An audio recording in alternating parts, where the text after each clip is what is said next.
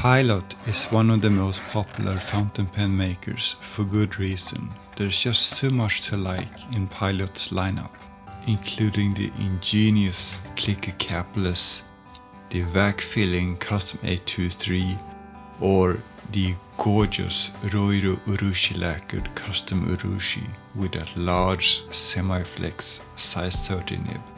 And while I enjoy using all of those, my absolute favorite Pilot pen is actually a lesser known model, the Silvern, which you might also see referred to as the Sterling Silver collection. This stylish torpedo-shaped pen is a descendant of Pilot's custom K series from the 1970s. Both its cap and barrel are crafted from sterling silver, which gives it a nice bit of heft, but not so much that it feels uncomfortably heavy. The standard lineup offers 3 distinct body patterns. This one is called Ishidatami, inspired by traditional Japanese stone-paved roads. Then there is Tsumugi, which takes its cue from silk fabric. And finally Koushi, or lattice, featuring a grid-like pattern that seems to draw inspiration from traditional shoji screens. Beyond the standard models, Pilot has also released various limited editions, including a rather surprising Pokemon edition with a Pikachu motif. I'd love to know the story behind how that particular collaboration came about. So what makes the Silvern pen so special? Well, first off, it is this beautiful sterling silver finish. Over time it develops this elegant patina, and I just love the look of that. Then there's the nib. You can almost describe the Silvern as a stretched out, larger version of Pilot's Elite pocket pen.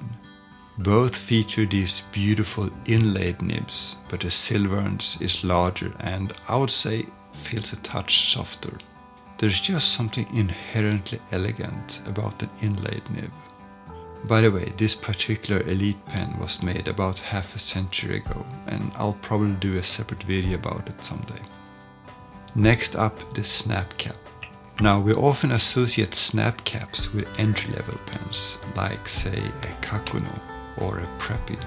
When you move into higher-end models, you're generally more likely to find threaded caps. One reason for that could be that threading is often seen as a more durable option. Plus, threaded caps are more traditional, and there's just something many people associate with luxurious high-end writing instruments. And I get that, I really do, but come on, just listen to this.